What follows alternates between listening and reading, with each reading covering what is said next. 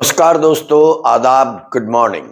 28 जनवरी को यानी कल असम के तिनसुकिया जिले के डिगबोई में वहां के मुख्यमंत्री हेमंत बिस्वा शर्मा ने मियां समुदाय नाम से बंगाली भाषी मुसलमानों को संबोधित किया। उनके बारे में मियां शब्द का संबोधन करते हुए भाषण दिया और ये भाषण विभाजनकारी भाषण रहा। उन्होंने कहा कि इस समुदाय को सामूहिक रूप से सामाजिक रूप से परेशान किया जाए। जैसे उन्होंने मुख्यमंत्री ने उदाहरण दिया, अगर वो रिक्शे का किराया 5 रुपया मांगे तो उनको 4 रुपया ही दो ताकि वे परेशान हो और आसाम को छोड़ दें। ये बयान न केवल राजनीतिक विवाद का विषय बन गया है, बल्कि संविधान में निहित समानता और मानवाधिकार के सिद्धांतों पर भी मुख्यमंत्री ने बड़ा प्रश्न चिन्ह खड़ा कर दिया है। মিয়াকেতো কষ্ট দিব গৈছিল নহয়, গতিকে যোনে যেনেকে পাৰে মিয়াক কষ্ট দিয়ক না, আপুনিও দিয়ক না।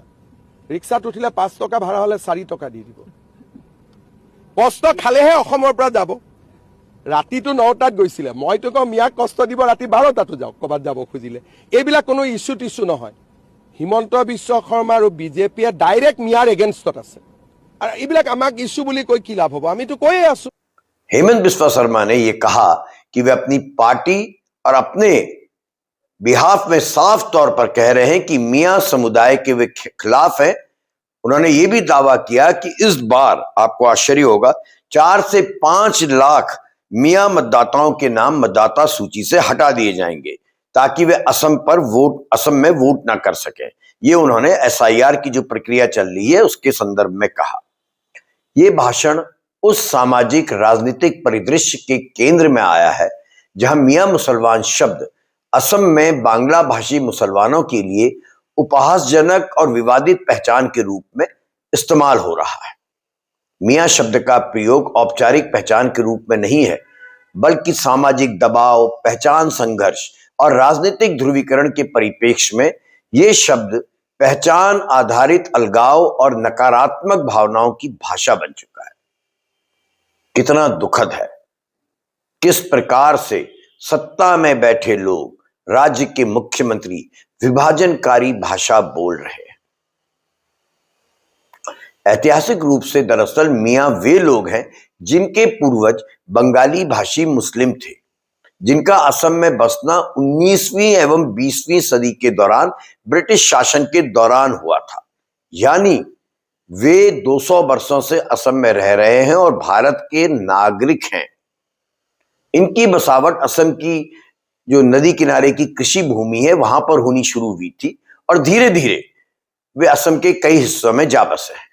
सामाजिक भिन्नता और भाषाई पहचान के कारण इस समुदाय को कई बार स्थानीय जो आंदोलन होते हैं, बहस होती है, उनमें दूसरी पहचान के रूप में पेश किया जाता है और ऐसा कहा जाता है, जो मूल असमी है वो कहते हैं कि स्थानीय संसाधन, संस्कृति और राजनीतिक चीजों को ये लोग डिस्टर्ब कर रहे हैं। जो असम की संस्कृति है उसको डिस्टर्ब कर रहे हैं, वहां के संसाधनों को हड़प रहे हैं।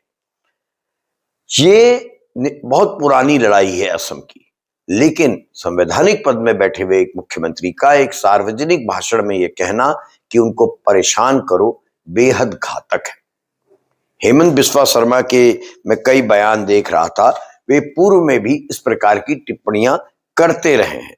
उन्होंने पिछले कुछ वर्षों में कई बार मुस्लिम आबादी और मियां समुदाय को लेकर बेहद विवादास्पद बयान दिए हैं। जैसे कि उन्होंने कहते रहते हैं कि मियां समुदाय एकजुट होकर वोट करता है, इसलिए वे राजनीतिक रूप से आगे बढ़ रहे हैं और उसके मुकाबले हमारे वोट से अर्थ है हिंदू वोटों से। मुख्यमंत्री कहते हैं वो बिखरे हुए हैं, इसी कारण हम लोग कमजोर हैं। हम मतलब हिंदू या असम के मूल लोग जो हिंदू हैं। कई बार वो इस प्रकार की बातें अपने उसमें करते आए हैं। ये असम के मूल लोगों को भी समझना होगा और पूरे भारत के नागरिकों को समझना होगा, जिनको बड़ा अच्छा लगता है इस प्रकार की विवादित बातों को सुनना, कि ये विभाजनकारी है, समाज को बांटने की साजिश है। आपने भी देखा जैसी यूजीसी की गाइडलाइंस आई हैं, किस प्रकार इन्हीं ये जो कहते हैं हिंदू समाज, यही अब जाति के आधार पर बंटने लगा है। किस किस चीजों पर बांटेंगे, मुल्क कहां जाएगा। आपने धर्म के नाम पर बांट दिया, जाति के नाम पर बांटने की कवायद शुरू हो गई है। हम सब देख रहे हैं कितना हंगामा मचा हुआ है इस समय पूरे देश में यूजीसी गाइडलाइंस के चलते। हालांकि यूजीसी गाइडलाइंस इतनी गलत नहीं है, लेकिन माहौल ऐसा है कि किसी भी चीज को लेकर एकदम विभाजन शुरू हो जाता है। और अब असम के मुख्यमंत्री वे पहचान आधारित वोट की बात करते हैं, वे मतदाता सूची में से 4 से 5 मियां मुसलमानों को हटाने की बात कर रहे हैं। इन सब का हमारी गंगा जमुनी संस्कृति पर बहुत खराब असर पड़ेगा। उनके विवादित बयान और नीतिगत पहलू की पृष्ठभूमि में अगर हम जाएं तो भारतीय संविधान के मूल प्रावधान विशेष रूप से महत्वपूर्ण है। हमारे संविधान की धारा 14 समानता के अधिकार की बात करती है।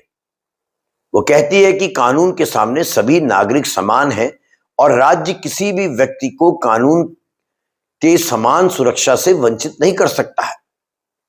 संविधान का स्पष्ट आशय है कि सरकार की नीतियां या बयान किसी भी व्यक्ति या समुदाय के खिलाफ मनमानी तरीके से भेदभाव नहीं कर सकते। यदि किसी समुदाय को लक्षित कर उसे सामाजिक कठिनाइयों का सामना करने की बात एक राज्य के मुख्यमंत्री कर रहे हैं तो ये राज्य की निष्पक्षता और समानता की मूल आत्मा से सीधे टकराता है।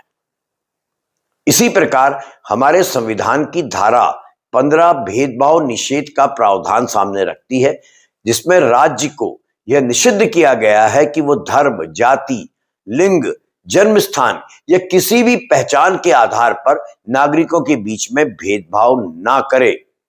जब सार्वजनिक पद पर बैठे व्यक्ति एक राज्य के मुख्यमंत्री मियां समुदाय जैसी पहचान को विभाजनकारी भाषा के साथ संबोधित करते हैं तो यह न केवल मेरी दृष्टि में नैतिक रूप से बल्कि संवैधानिक रूप से भी बड़ा सवाल उठा रहा है। संविधान इन धाराओं के जरिए यह सुनिश्चित करता है कि कोई भी नागरिक भेदभाव या उत्पीड़न का शिकार ना हो और सभी को समान संरक्षण और सम्मान मिले। हमारे देश ने, भारत ने अंतर्राष्ट्रीय मानवाधिकार संधियों पर भी हस्ताक्षर किए हैं, जिनमें मानव गरिमा, भेदभाव से मुक्ति और कानून के समक्ष समान सुरक्षा जैसे सिद्धांत शामिल हैं। किसी समुदाय को लोकतांत्रिक अभ्यासों से दूर करने या उसे सामाजिक कठिनाइयों का सामना कराना न केवल राष्ट्रीय संवैधानिक मूल्यों के खिलाफ है बल्कि वैश्विक मानवाधिकार मानकों के भी खिलाफ माना जाता है। राजनीति की भाषा और नेतृत्व की जिम्मेदारी इस परिप्रेक्ष्य में और भी महत्वपूर्ण बन जाती है। पहचान आधारित ध्रुवीकरण निश्चित तौर पर हेमंत बिस्वा शर्मा को अल्पकालिक राजनीतिक लाभ दे सकता है, दे भी रहा है, लेकिन यह दीर्घकालिक सामाजिक विश्वास, समरसता और विभाजन रहित लोकतंत्र को खतरे में डाल रहा है।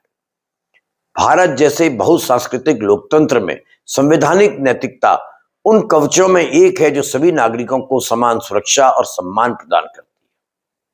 28 जनवरी 2026 यानी कल जो डिगबोई में असम के मुख्यमंत्री ने भाषण दिया, हेमंत बिस्वा शर्मा ने भाषण दिया, वह एक राजनीतिक बयान भर नहीं है बल्कि यह भारतीय लोकतंत्र के संविधान की मूल आत्मा के खिलाफ एक व्यापक सामाजिक और कानूनी बहस का केंद्र बन रहा है। यह विवाद संकेत देता है, स्पष्ट संकेत दे रहा है कि लोकतांत्रिक नेतृत्व को भाषण, नीति और शासन में समानता, गरिमा और भेदभाव रहित दृष्टिकोण को सर्वोपरि रखना चाहिए। संविधान की धारा 14 और 15 हमें याद दिलाती है कि सभी नागरिकों को समान अधिकार और समान सुरक्षा का अधिकार है और किसी भी पहचान आधारित समूह के खिलाफ भेदभाव को बढ़ावा देना अस्वीकार्य है। लेकिन असम के मुख्यमंत्री हेमंत बिस्वा शर्मा संभवतः तो अपने आप को भारतीय संविधान से भी ज्यादा ऊपर मानते हैं। अंततः यह मामला यह सवाल खड़ा कर रहा है कि क्या भारतीय लोकतंत्र संवैधानिक समानता के मार्ग पर आगे बढ़ेगा या पहचान आधारित विभाजन की राजनीति को बढ़ावा देगा।